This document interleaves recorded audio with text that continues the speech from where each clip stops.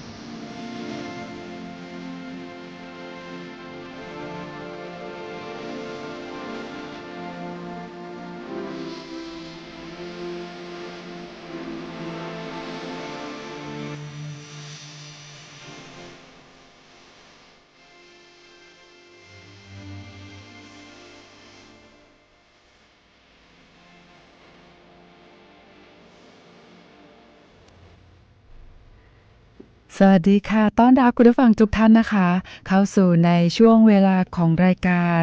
วิทยุจราจรเพื่อชุมชนโดยตำรวจภูธรภาค 5 ค่ะ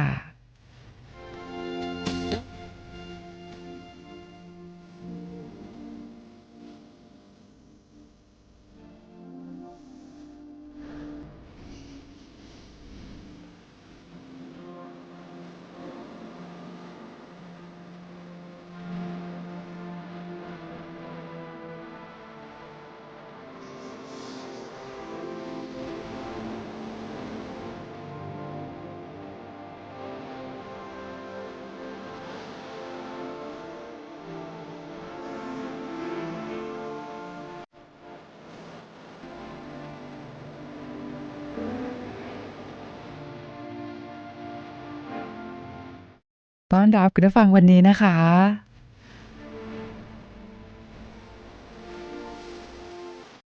คุณผู้ฟังค่ะวันนี้นะคะวันพุธที่3มิถุนายน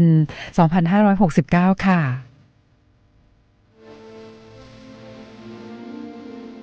แต่ว่าวันนี้นะคะเป็นวันหยุดราชการด้วยก็เพราะว่าวันนี้นะคะเป็นวันเฉลิมพระชนมพรรษาสมเด็จพระนางเจ้าสุธิดาพัชรสุทธาภิมลลักษณ์พระบรมราชินีค่ะ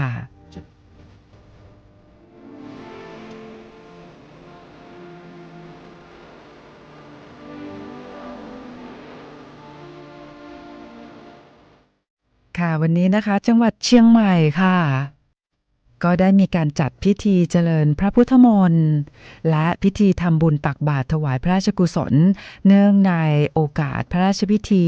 มหามงคลเฉลิมพระชนมพรรษา4รอบสมเด็จพระนางเจ้าพระบรมราชินี3มิถุนายน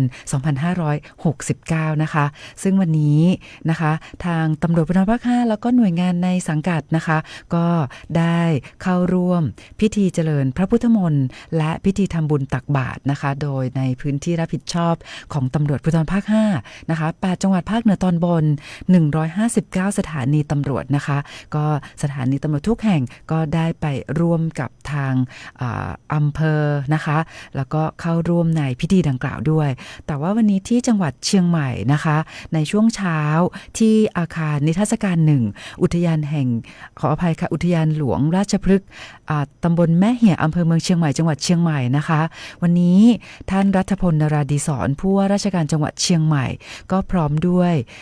คุณวิยดานราดีศรนายกเหล่ากาชาดจังหวัดเชียงใหม่นะคะก็ได้นำคณะผู้บริหารหัวหน้าส่วนราชการข้าราชการทหารตำรวจนะคะและประสบนิกรชาวเชียงใหม่ทุกหมู่เหล่าร่วมพิธีเจริญพระพุทธมนต์และทำบุญตักบาตรพระสงฆ์จำนวน49รูปค่ะถวายเป็นพระราชกุศลเนื่องในโอกาสพระราชพิธีมหามงคลเฉลิมพระชนมพรรษา4รอบสมเด็จพระนางเจ้าพระบรมราชินีนะคะซึ่งตำรวจภูธรภาค5นะคะก็ได้เข้าร่วมในพิธีดังกล่าวด้วยเช่นกันนะคะแล้วนอกจากนั้นนะคะในช่วงเช้าของวันนี้เช่นกันค่ะท่านพลตำรวจโทกฤษฎาพลยี่สาครผู้บัญชาการตำรวจภูธรภาค5นะคะก็ได้ร่วมลงนามถวายพระพรชัยมงคลเนื่องในโอกาสพระราชพิธีมหามงคลเฉลิมพระชนมพรรษา4รอบสมเด็จพระนางเจ้าพระบรมราชินีซึ่งก็ได้นำท่านรองผู้บัญชาการตำรวจภูธรภาค5ท่านผู้บังคับการและข้าราชการตำรวจในสังกัดนะคะได้ร่วมลงนามนะคะในการถวายพระพรชัยมงคลค่ะซึ่งได้ไปร่วมลงนามนะคะที่พระตำหนักภูพิงคราชนิเวศนะคะซึ่งในการนี้ข้าราชการตำรวจในสังกัดตำรวจภูธรภาค5นะคะก็ได้ถวายความจงรักภักดีและน้อมสำนึกในพระมหากรุณาธิคุณของพระองค์ท่านด้วยค่ะคุณผู้ฟังคะเดี๋ยววันนี้นะคะถึงแม้ว่าวันนี้เป็นวันหยุดราชการนะคะแต่ว่าในเรื่องของการอำนวยความสะดวกด้านการจราจรให้กับพี่น้องประชาชนตลอดจนนักท่องเที่ยวทั้งชาวไทยแล้วก็ชาวต่างประเทศนะคะต้องบอกว่าเจ้าหน้าที่ตำรวจจราจรกลุ่มงานจราจรตำรวจภูธรจังหวัดเชียงใหม่นะคะก็ยังคงให้การบริการพี่น้องประชาชนนะคะอย่างต่อเนื่องนะคะแล้วก็เดี๋ยวอีกสักครู่หนึ่งเราก็จะมีการสัมภาษณ์นะคะท่านพันตำรวจตรีวิวัฒน์ธารโสท่านสารวัตรจราจรกลุ่มงานจราจรตำรวจภูธรจังหวัดเชียงใหม่นะคะจะได้รายงานในเรื่องของสภาพการจราจรถึงแม้ว่าวันนี้เนี่ยนะคะเป็นวันหยุดราชการเชื่อว่าสภาพการจราจรในตัวเมืองเชียงใหม่วันนี้ค่อนข้างน่าจะคล่องตัวนะคะแต่ว่าก็จะได้มีการรายงานสภาพการจราจรรวมไปถึงให้ข้อมูลกับคุณผู้ฟังพี่น้องประชาชนเกี่ยวกับในเรื่องของการจัดกิจกรรมต่างๆเพื่อให้คุณผู้ฟังพี่น้องประชาชนนะคะได้วางแผนการเดินทางด้วยนะคะซึ่งตอนนี้นะคะเราก็จะไปสัมภาษณ์พันตำรวจตรีวิวัฒน์ธารโสค่ะสวัสดีค่ะสวัสดีครับท่านผู้กำกับครับและท่านผู้ฟังทุกท่านครับค่ะสวัสดีวิวัฒน์คะวันนี้ถึงแม้ว่าวันนี้จะเป็นวันหยุดราชการนะคะแต่ก็เชื่อว่ามีนักท่องเที่ยวทั้งชาวไทยแล้วก็ชาวต่างประเทศนะคะเดินทางเข้ามาท่องเที่ยวที่จังหวัดเชียงใหม่โดยเฉพาะในพื้นที่อำเภอเมืองนะคะเป็นยังไงบ้างคะในเรื่องของสภาพการจราจรค่ะครับผมช่วงนี้นะครับโดยรวมการจราจรคล่องตัวนะครับก็จะมีปริมาณรถมากระหว่างแยกลมโชคมาฟ้าห้ามเชียงใหม่เท้าขาเข้านะครับ เนื่องจากมีการก่อสร้างจะทำให้รถชะลอตัวนะครับโดยรวมแล้วในเมืองเชียงใหม่ตอนนี้ก็ยังคล่องตัวอยู่ครับค่ะแต่ว่าเตรียมการสำหรับวันพรุ่งนี้ด้วยนะคะสวัสดิ์วิวัฒน์เพราะว่าวันพรุ่งนี้นะคะส่วนราชการก็เปิดทำการตามปกติแล้วก็จะมีสถานศึกษานะคะก็เปิดทำการเรียนการสอนด้วยเป็นยังไงบ้างคะในเรื่องของการเตรียมความพร้อมด้านการอำนวยความสะดวกด้านการจราจรค่ะครับผมเนื่องจากพวกนี้ก็เป็นวันเปิดทำการตามปกตินะครับท่านผู้กำกับนะครับท่านพันตำรวจเอกมนัสชัยเถื่อนนะครับก็ได้จัดให้จราจรนะครับอำนวยความสะดวกนะครับตามหน้าสถานศึกษาและบริเวณทางร่วมทางแยกนะครับค่ะแล้วก็ทราบว่าเดี๋ยวในช่วงเย็นของวันนี้เนี่ยนะคะก็จะมีการเตรียมงานพิธีทำบุญเมืองเชียงใหม่ประจำปี 2569 ด้วยใช่ไหมคะใช่ครับก็เตรียมงานตั้งแต่วันนี้นะครับแต่พิธีทำบุญเมืองนี่จะมีในวันพรุ่งนี้เช้านะครับก็จะมีในรอบคูเมืองนะครับแล้วก็ตามประตูต่างๆนะครับค่ะดังนั้นนะคะก็อยากให้ทางท่านสวัสดิ์วิวัฒน์นะคะได้ย้ำเตือนคุณผู้ฟังพี่น้องประชาชนด้วยว่าพอพรุ่งนี้เนี่ยเราจะมีพิธีทำบุญเมืองเชียงใหม่ด้วยนะคะแล้วในเรื่องของส่วนราชการก็จะเปิดทำการโรงเรียนก็เปิดทำการเรียนการสอนดังนั้นอยากให้ได้เน้นย้ำให้คุณผู้ฟังนะคะวางแผนการเดินทางด้วยค่ะครับผมในวันพรุ่งนี้ครับโดยรอบนะครับในคูเมืองนะครับก็จะมีการทำบุญเมืองนะครับก็จะมีในชั่วโมงเร่งด่วนนะครับปริมาณรถจะมากนะครับก็ฝากถ้าผู้ใช้รถใช้ถนนนะครับวางแผนการเดินทางแต่เนิ่นๆนะครับครับผมโอเคค่ะก็ต้องขอบคุณนะคะท่านพันตำรวจตรีวิวัฒน์ธารโสสารวัตรจราจรจากกลุ่มงานจราจรตำรวจภูธรจังหวัดเชียงใหม่นะคะขอบคุณมากค่ะครับสวัสดีครับท่านผู้กำกับครับท่านผู้ฟังทุกท่านครับค่ะคุณผู้ฟังค่ะก็อย่างที่ท่านสวัสดิ์วิวัฒน์บอกว่าวันนี้เนี่ยนะคะสภาพการจราจรในตัวเมืองเชียงใหม่ค่อนข้างที่จะคล่องตัวนะคะแต่ก็ในวันพรุ่งนี้เนี่ยอยากให้คุณผู้ฟังพี่น้องประชาชนนะคะได้เผื่อเวลาในการเดินทางเพราะว่าพรุ่งนี้เนี่ยก็เปิดในส่วนของสถานศึกษานะคะน้องๆนักเรียนนักศึกษาก็จะต้องเดินทางไปโรงเรียนนะคะไปเรียนกันแล้วก็ส่วนราชการก็เปิดทำการตามปกติด้วยและวันพรุ่งนี้นะคะวันพฤหัสบดีที่4มิถุนายน2569นะคะก็จะมีพิธีทำบุญเมืองเชียงใหม่ประจำปี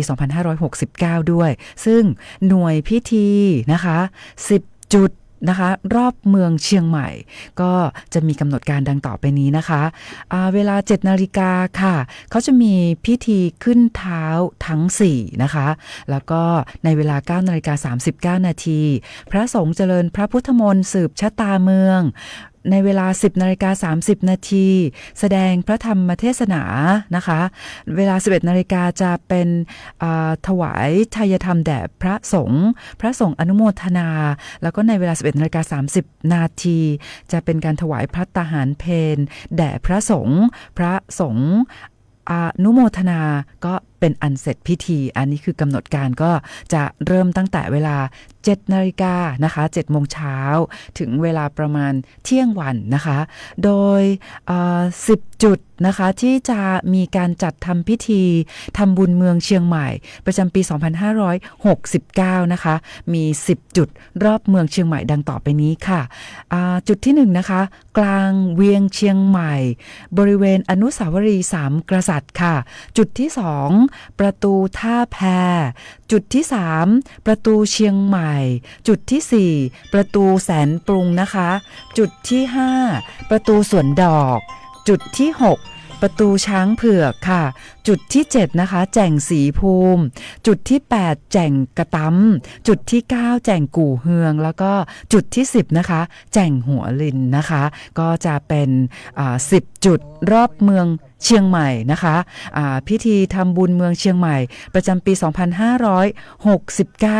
10 จุดด้วยกันนะคะก็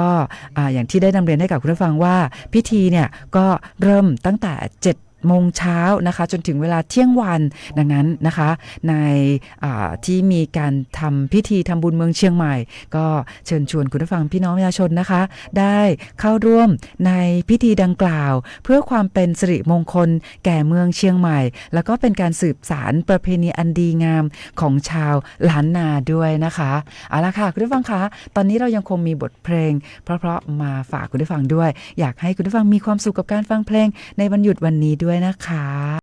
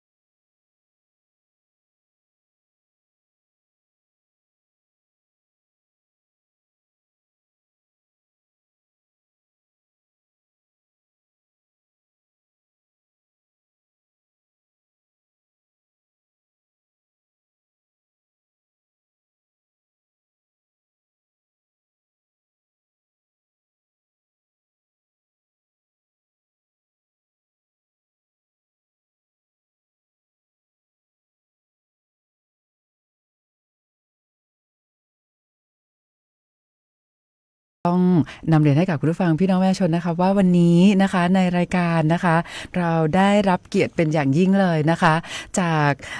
คุณพี่หนูแหม่มนะคะสุริวิภากุลตังวัฒนาแล้วก็คุณบ๊อบบี้นะคะก็วันนี้ทั้งสองท่านนะคะให้เกียรตินะคะมาเป็นแขกรับเชิญในรายการนะคะสวัสดีค่ะ สวัสดีค่ะ ค่ะตอนนี้นะคะก็คุณผู้ฟังที่รับฟังรายการผ่านเพจสวทเชียงใหม่ PRD ก็สามารถจะพบ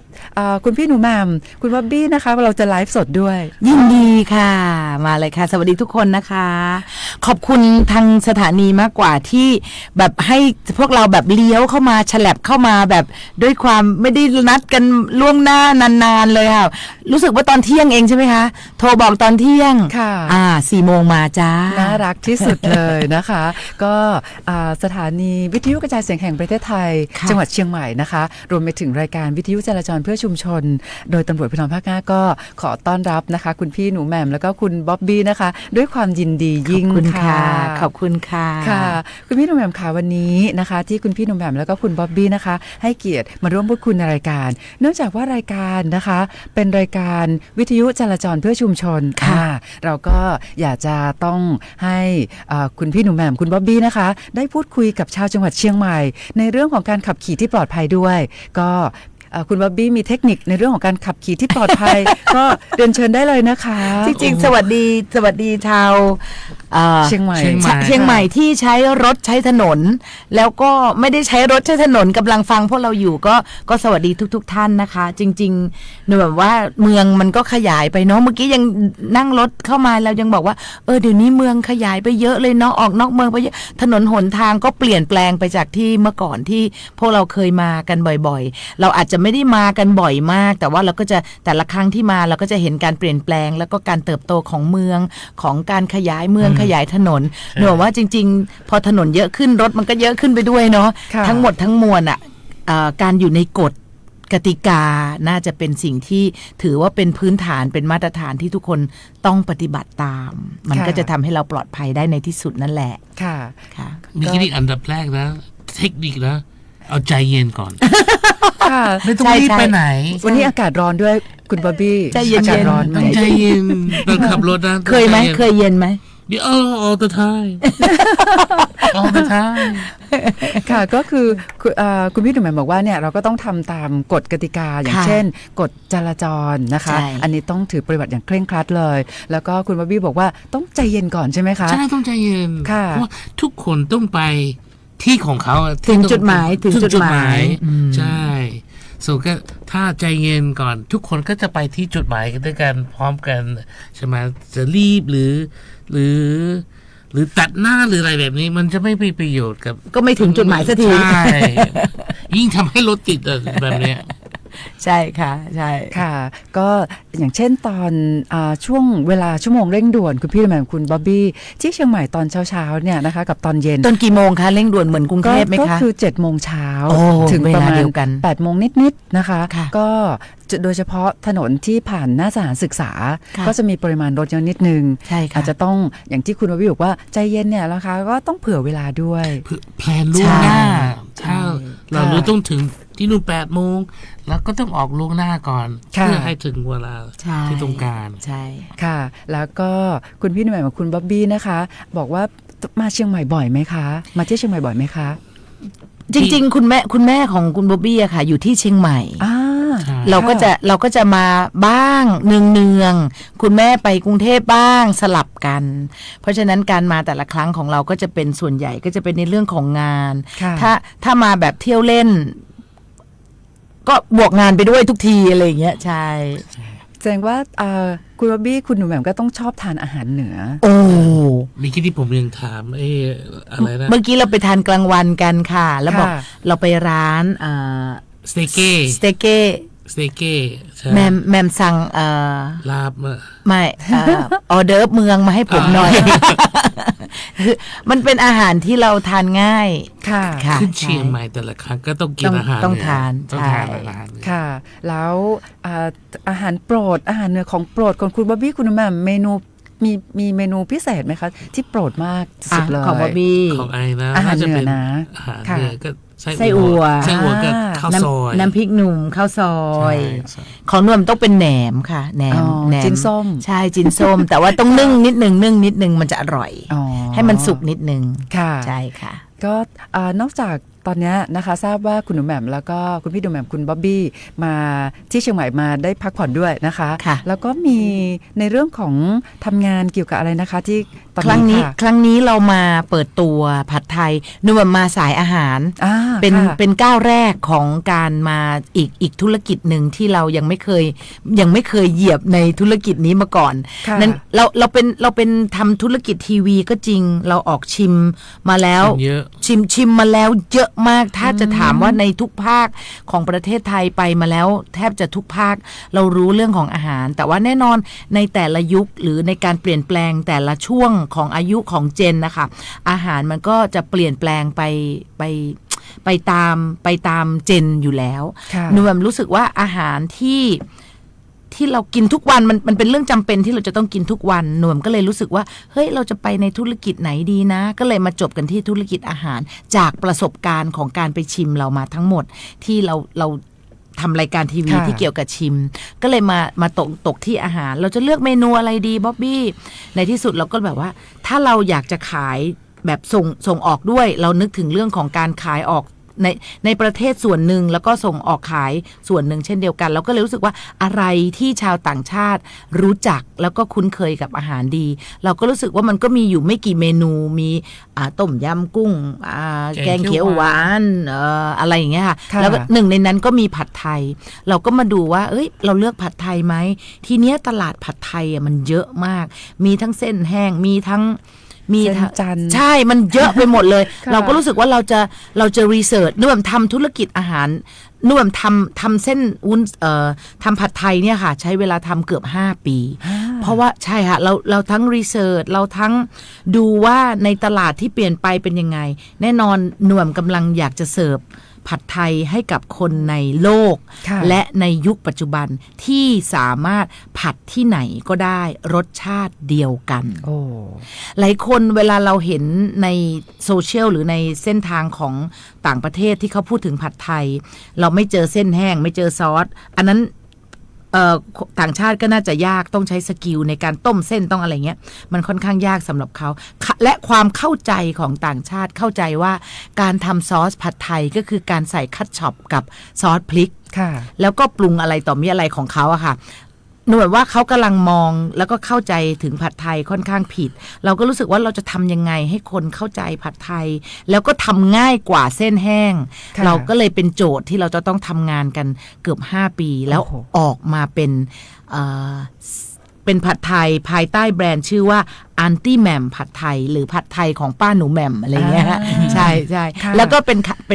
นการมาเปิดตัวครั้งแรกที่ริมปิง เรามา ค่ะ เปิดที่สาขาริมปิงสาขาเมย่า อ๋อ หน่วมจะอยู่ที่นี่จน วันสุดท้าย ถึงวันอาทิตย์ค่ะ ค่ะ เราเริ่มต้นพรุ่งนี้4 5 6 7เราจะอยู่ที่ริมปิงถึง4 วัน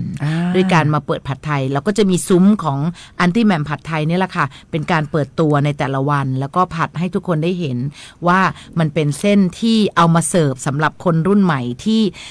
ใช้สกิลในการทำอาหารน้อยที่สุด ค่ะ เป็น ฉีดซอง ฉีกซองแล้วก็ปรุงกับโปรตีนแล้วกินได้เลยอะไรอย่างเงี้ยค่ะ โอ้โห มันจะไม่ใช่เส้นแห้งอีกต่อไป มันจะเป็นเส้นที่สุกมาแล้ว แล้วก็คลุกซอสมาแล้ว ค่ะ มันจะอยู่ในซองที่แบบสูญญากาศเรียบร้อยปลอดภัยนึกว่ามีออยของไทยแล้วก็ออยของอเมริกา มีฮาลาลซึ่งเราใช้เวลา develop เกือบ5 ปีอย่างที่บอก เพราะฉะนั้นเนี่ยมาตรฐานที่เราทำก็คือมาตรฐานการส่งออก แล้วก็การผัดในเมืองไทยเป็นคนไทยเป็นที่แรกที่จะได้ชิมกันเพิ่งเปิดตัวมาได้ไม่กี่เดือนเองค่ะ ค่ะ แต่ว่าชาวเชียงใหม่เนี่ยสามารถไปชิมด้วยแล้วก็ไปเจอพี่หนูแหม่ม ใช่ ไปเจอคุณบ๊อบบี้ได้เลย ใช่ ตั้งแต่ ใช่ค่ะ วันพรุ่งนี้ ตั้งแต่วันพรุ่งนี้ ค่ะ จนถึงวันอาทิตย์ค่ะ เราอยู่ตั้งแต่บ่าย2 โมงเป็นต้นไป หรือจะไปเที่ยงไปอะไรก็เจอแบรนด์หนูแบบมีตั้งบูธไว้อยู่แล้ว ค่ะ ค่ะ ก็อย่างที่คุณบ๊อบบี้คุณหนูแหม่มบอกว่าเนี่ยอาหารเหนือนะคะ หลายคนก็ชอบไส้อั่วน้ำพริกหนุ่ม ค่ะ นะคะ แล้วก็จิ้นส้มนะคะ ใช่ แต่ถ้าเกิดพูดถึงอาหารไทยแน่นอนเลยต้มยำกุ้งแล้วก็ผัดไทย ผัดไทย ขึ้นระดับ ถ้าจะเป็นชาวต่างชาติ ระดับโลกเลย ใช่ ค่ะ ดังนั้นนะคะก็ถือว่าเป็นโอกาสที่ดีมากๆเลยชาวจังหวัดเชียงใหม่แล้วก็คุณพี่หนุ่มแหม่มค่ะต้องบอกว่าคุณผู้ฟังที่ฟังรายการเราเนี่ยนะคะไม่ได้มีแค่จังหวัดเชียงใหม่นะคะก็ถ้าเกิดว่าฟังผ่านคลื่น FM 93.25 เมกะเฮิรตซ์มีคุณผู้ฟังที่ฟังอยู่ที่ลำพูนด้วยแล้วก็ที่เชียงรายบางส่วนค่ะแล้วก็คุณผู้ฟังที่ฟังรายการเราตอนนี้ผ่านเพจสวทเชียงใหม่ PRD นะคะมีคุณสุรินทร์ฟังพี่หนุ่มแหม่มอยู่นะที่นครศรีธรรมราชโอ้โหคุณสุรินทร์สวัสดีค่ะแล้วก็มีคุณสิรินันท์นะคะฟังอยู่ที่แม่ทาลำพูนสวัสดีค่ะค่ะคุณวารินค่ะคุณวารินก็ฟังรายการอยู่ที่สารพีเชียงใหม่ค่ะคุณฤทธิ์สันกำแพงนะคะคุณสุทัศน์ฟังจากสันป่าตองอำเภอสันป่าตองแล้วก็คุณป้ากัลยาก็อยู่ในตัวเมืองเชียงใหม่ค่ะคุณสิริพรจากสันป่าตองด้วยคุณพี่ดวงรัตน์จากแม่โจ้ก็ฟังรายการพี่หนุ่มแหม่มอยู่ตอนนี้นะคะแล้วก็มีคุณหนิงด้วยดังนั้นเนี่ยหลายท่านก็จะได้รับทราบนะคะว่ามีเมนูผัดไทยที่คุณแหม่มใช่หนูอยากให้มาดูอยากให้มาดูแล้วก็อยากให้มาเป็นกำลังใจให้หนูแหม่มด้วยว่าการมาอีกสายอาชีพหนึ่งของหนูแหม่มอะค่ะมันเป็นการเริ่มต้นเป็นแบบเบบีก้าวแรกที่ลุกขึ้นยืนแล้วกำลังเดินก้าวแรกหนูแหม่มก็อยากได้ทั้งกำลังใจแล้วก็คอมเมนต์แล้วก็แวะมาชิมได้ค่ะหนูแหม่มพี่บ๊อบบี้จะเป็นเชฟค่ะจะให้ทุกคนได้ดูว่าฝรั่งทำผัดไทยรสชาติที่เป็นผัดไทยรสชาติของหนูแหม่มเป็นผัดไทยรสดั้งเดิมเพราะฉะนั้นเนี่ยทุกคนเคยกินผัดไทยอีกอันนึงนะหนูแบบรู้สึกว่าผัดไทยอะค่ะทำไมเราไม่เคยผัดกินในบ้านใช่ค่ะทำไมอะเนาะเพราะว่าอาจจะเป็นเพราะว่าเครื่องปรุงมันเยอะไหมคุณแม่แล้วก็กลัวทำไม่อร่อยเนาะรสชาติมันไม่เสถียรหรือเราแม้แต่เราไปซื้อมาเราเหมือนเราซื้อสปาเกตตี้ของฝรั่งมาเราจะต้องต้มกี่นาทีวะแล้วไอ้ที่มันบอกว่าต้มเสร็จแล้วเนี่ยเฟี้ยงใส่ตู้เย็นเนี่ยแล้วมันติดตู้เย็นอะไรเนี่ยมันใช้ได้อะไรเงี้ยมันสกิลมันใช้เยอะขนาดไหนอะไรเงี้ยหนูเลยรู้สึกว่าเด็กรุ่นใหม่ต้องการความง่ายยังต้องการความอร่อยแบบดั้งเดิมมันเป็นรสชาติที่หนูบอกได้เลยว่าคุณจะผัดที่ไหนในมุมโลกนี้รสชาติที่แกะจากซองของอันตี้แหม่มผัดไทยเป็นผัดไทยรสชาติเดียวกันทั้งโลกคุณพี่หนุ่มแหม่มจะบอกว่าคุณผู้ฟังที่ฟังรายการตอนนี้พิมพ์มาคุณพัชรีบอกว่าอยากชิมผัดไทยคุณพี่หนุ่มแหม่มค่ะมาหาหนุ่มแหม่มที่ริมปิงเมย่าได้เลยใช่เริ่มต้นพรุ่งนี้ได้เลยค่ะบ่าย 2 โมงหนุ่มแหม่มนี้เข้าประจำบูธเลยค่ะโอ้โหนะคะก็จริงๆแล้วตอนนี้เนี่ยอยากบอกคุณผู้ฟังว่าคุณพี่หนุ่มแหม่มนะคะตัวจริงสวยมากขอบคุณโชว์ใหม่ยิ่งมีกำลังใจนูมันไม่ได้แต่งหน้ามาเลยวันนี้มาแบบหัวฟูเพราะว่านูมันไปเที่ยวโรงงานซันสวีทค่ะโอ้โหนูมันตะลึงพึงเพลิดกับโรงงานมากเขาเจ๋งมากเลยทำข้าวโพดแบบโอ้โหเจ๋งมากเลยนูมันแบบอยากจะบอกให้ชาวโลกได้รู้ว่าการที่เราได้เข้าไปในเซเว่นแล้วเราแบบกินข้าวโพดหรือกินถั่วต้มหรือกินอะไรหรืออะไรที่ออกจากโรงงานซันสวีทคือแบบอยากให้รู้ว่าที่มามันแบบมันเจ๋งมากเลยมันบางอันนะคะบางเมนูดีกว่าเนาะแทบจะไม่ได้ผ่านมือคนเลยนอกจากเริ่มการปลูกนะคะการปลูกอาจจะต้องใช้คนปลูกใช้เกษตรกรปลูกอะไรเงี้ยแต่พอมาถึงแล้วหน่วมทึ่งกับโรงงานมากค่ะแล้วก็บอกว่าโรงงานของซันสวีทนะคะได้ช่วยเหลือพี่น้องเกษตรกรในจังหวัดเชียงใหม่แล้วก็จังหวัดใกล้เคียงด้วยเนาะมันแบบนี่ยังไม่ได้ไปดูต้นน้ำเลยนะแล้วยังไม่ได้ไปดูเลยเพราะว่ามีเวลาไม่พอใช่ไปตัดตอนไปที่โรงงานเลยเห็นโรงงานโอ้โหตาเหลือกก็เลยบอกทุกคนว่าขอมาอีกหลายๆครั้งได้ไหมคะหน่วมอยากไปดูตั้งแต่ตอนที่แบบเกษตรกรปลูกในฤดูไหนอะไรเงี้ยหน่วมคิดว่าน่าจะเป็นอีกอันนึงที่แบบเดี๋ยวต้องมาบ่อยๆใช่ต้องมาบ่อยๆค่ะแล้วก็ต้องนำเรียนคุณพี่หนุ่มแหม่มแล้วก็คุณบ๊อบบี้ว่าทางซันสวีทเนี่ยนะคะก็เป็นบริษัทที่น่ารักมากนะคะอย่างเช่นตัวชื่อต้อมนะคะพี่ต้อมค่ะเป็นตำรวจอยู่ที่ตำรวจภูธรภาค 5เราก็ทำกิจกรรมเพื่อจิต จิตอาสาสาธารณะก็ทาง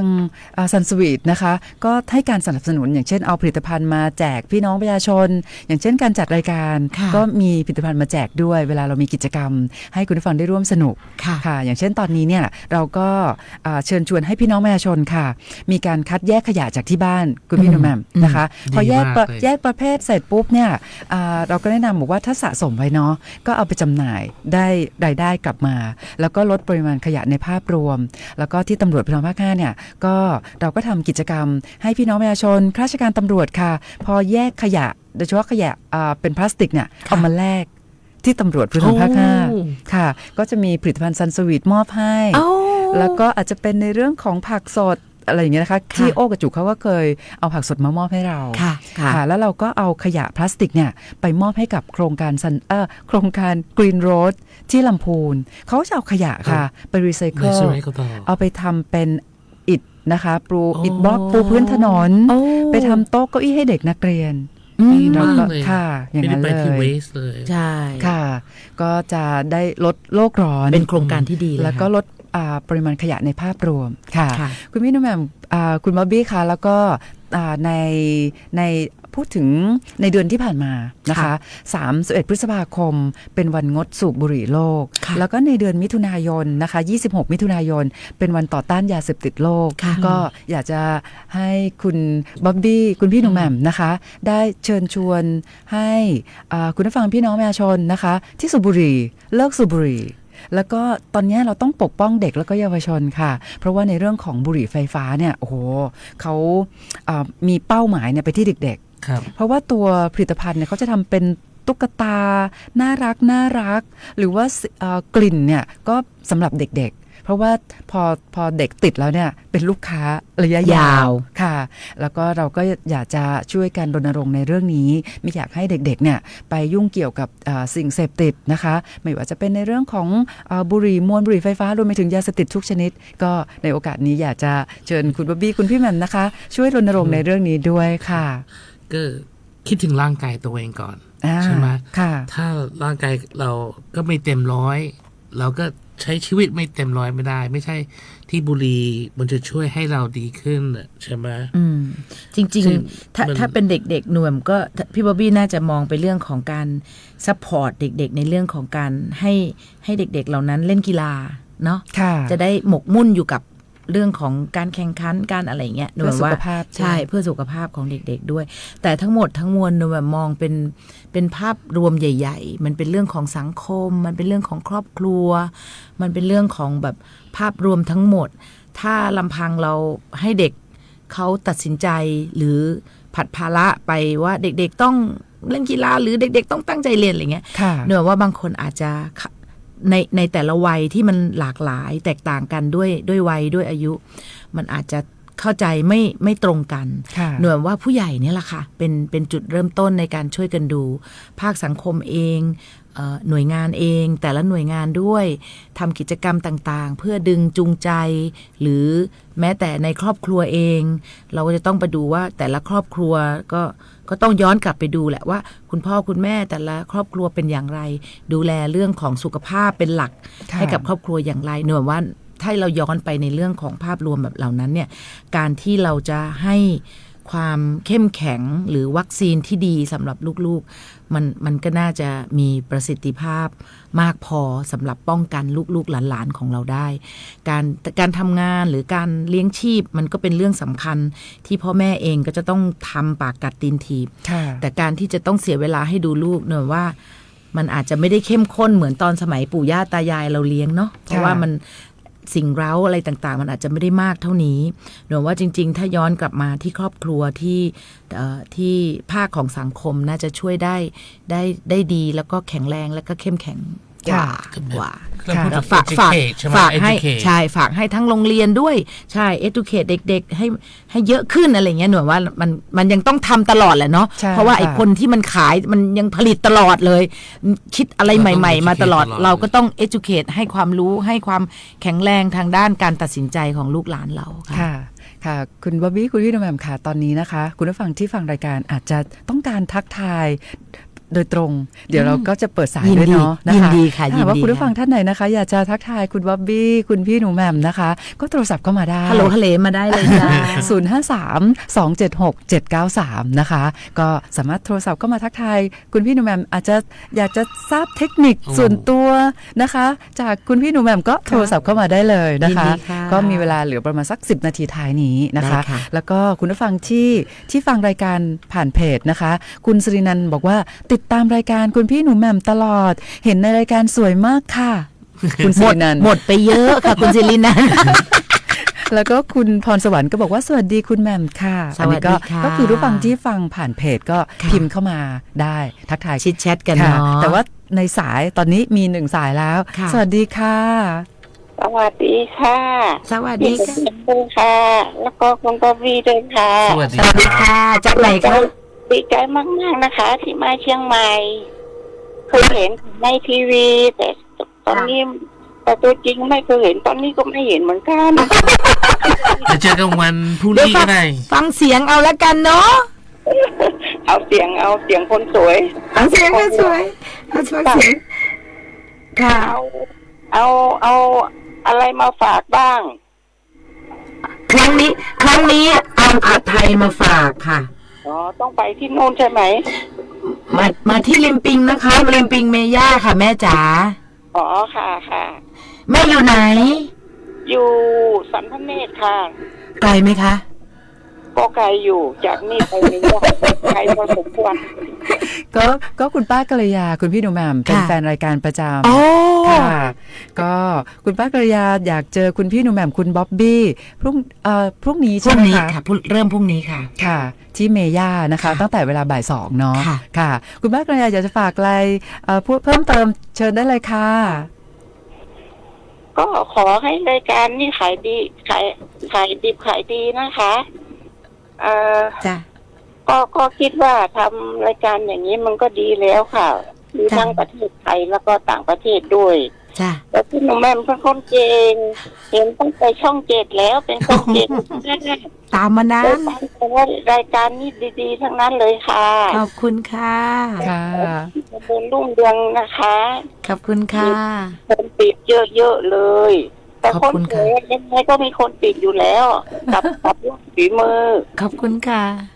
ค่ะ ค่ะ ขอบคุณคุณป้ากัลยาค่ะ ค่ะ ค่ะ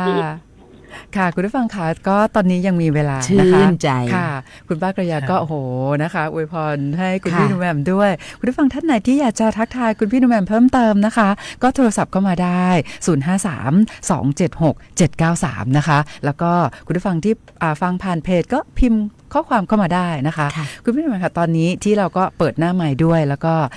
ยังมีเวลาที่อยากจะพูดคุยเพิ่มเติม พูดคุยค่ะ นะคะค่ะคุณพี่หนุ่มแหม่มคะในเรื่องของภัยออนไลน์ตอนนี้เนี่ยนะคะ ต้องบอกว่าโอ้โหส่งผลกระทบต่อพี่น้องประชาชนเนี่ยนะคะ ทั่วโลกทั่วประเทศเลยนะคะ ก็คุณบ๊อบบี้คุณพี่หนุ่มแหม่มเคยเจอไหมในเรื่องของมิจฉาชีพออนไลน์ ที่ผ่านมาเคยเจอบ้างไหมคะ ออนไลน์ ถ้าจะบอกว่าไม่เจอก็คงจะไม่ใช่100%มันก็จะมีโทรมาบ้าง โทรเข้ามือถือ ใช่โทรเข้ามือถือมาบ้าง แต่ว่าเราก็จะมีระบบที่แบบคัดกรอง ค่ะ คัดกรองก่อนอันดับแรกก็ ค่ะ หน่วยก็ค่อนข้างที่จะโลเทคพอสมควร เพราะฉะนั้นอะไรที่เบอร์ไม่คุ้น หรือเบอร์นี้เราไม่ได้เคยเมมไว้อะไรอย่างเงี้ยค่ะหนุ่มก็จะรู้สึกว่ามันก็ไม่ได้มีประโยชน์อะไรที่เราจะรับไม่ได้คือคนที่เมมไว้ส่วนใหญ่ก็เป็นคนที่มีความเกี่ยวเนื่องกับเราไม่ว่าเรื่องใดก็เรื่องหนึ่งในชีวิตเราอยู่แล้ว เพราะฉะนั้นคนที่ไม่ได้เมมเราก็จะมันก็อันตรายไปไหมที่จะรับอะไรเงี้ยหนุ่มจะใช้วิธีนี้ ที่เราจะเจอบ่อยในอินบ็อกซ์ของอีเมล ค่ะ ที่เป็นพวกฟิชชิงอีเมลอ่ะ ค่ะ ถ้ากดลิงก์ ก็จะ อาจจะ ดูดข้อมู ใช่ ล พี่บ๊อบบี้เคยกดไหมคะ ผมเคยกดครั้งหนึ่ง แต่ว่าพี่บ๊อบบี้ไม่ได้กรอกข้อมูล ไม่ได้กรอกข้อมูล ค่ะคุณผู้ชมค่ะมีสายเข้ามาเดี๋ยวรับสายคุณผู้ฟังนะคะ ได้ค่ะ สวัสดีค่ะ สวัสดีครับ ค่ะแนะนำตัวเองก่อนเลยค่ะ ผมจ่ายินคำครับ จากสันทรายครับ ค่ะ ทักทายคุณพี่หนูแหม่มค่ะ ครับอยากทราบว่าคุณพี่หนูแหม่มไปทำอะไรมานะครับน่ะตอนนี้ผม สวัสดีค่ะไป เกาหลีมา ไปเกาหลีมาเลยครับ เจ้า เมื่อก่อนกับบัดเดียวนี่มันเหมือนกันนะครับ มันเป็นจะใดกะ เมื่อก่อนนี่โอ้กลมติ๊กบัดเดียวนี่โอ้โหสวยปิ๊งเลยครับเนี่ย ได้คุมอาหารด้วยใช่ไหม คุมอา ใช่ หาร ใช่นึกว่าทานน้อยลงค่ะ ก็คุณพ่อพี่ก็หุ่นดีอะครับเนาะหุ่นดี ตุ้ยอยู่เหมือนเดิม มันตุ้ยนี่เมื่อก่อนนี่มันก็พอดีครับ แต่ตุ้ยบัดเต้าสู้คุณหนูแม่มเมื่อก่อนนะครับประเดี๋ยวนี้คุณพี่หนูแม่มเนี่ยโอ้สวยจังเลย บัตตุ้ยแล้วนะ บัดตุ้ยแล้วครับคุมอาหารนะครับเนอะ คุมค่ะ ขอบคุณค่ะ ขอบคุณมากค่ะ สวัสดีค่ะ ครับสวัสดีครับสวัสดี ค่ะ ครับ คุณพี่หนุ่มแหม่มค่ะก็หลายท่านก็อยากจะทราบเนาะหมายถึงว่าเราต้องคุมอาหารออกกำลังกายใช่ไหมพี่หนุ่มแหม่ม ใช่ค่ะ ใช่ ค่ะ ก็อยากให้พี่หนุ่มแหม่มบอกเคล็ดลับเพิ่มเติม เพราะว่าใครๆก็อยากสวยแบบ คุณพี่หนุ่มแหม่มมาก อดมือกินมือ ถ้าเป็นเรื่องของการลดน้ำหนักหนูแบบว่ามันใช้เวลาค่ะหนูแบบก็ทำมันมาตลอด มีทั้ง ทำทุกวิธี ทำทุกวิธีชนะบ้างถอยบ้าง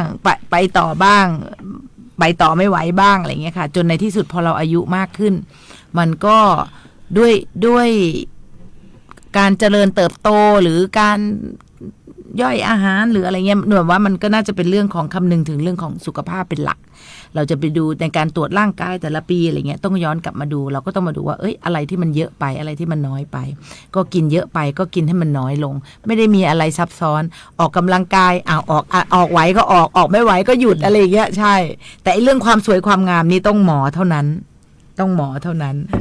ค่ะแต่ต้องยืนยันกับคุณผู้ฟังเลยเพราะว่าคุณพี่หนูแหม่มนะคะ สวยมากๆจริง ขอบคุณ ๆ ดังนั้นนะคะ คุณผู้ฟังที่อยากจะพบคุณพี่หนูแหม่มตัวจริงนะคะ ไปว่าผู้จัดนะไม่ได้พูดเกินเลยเพราะว่าสวยมากจริง ๆ ก็วันพรุ่งนี้พบพี่หนูแหม่มได้คุณป๊อบบี้ด้วย ได้ คุณพี่จะเป็นเชฟด้วยใช่ไหมคะ ใช่เดี๋ยวผม ใช่ค่ะ ผัดให้ทุกคนกิน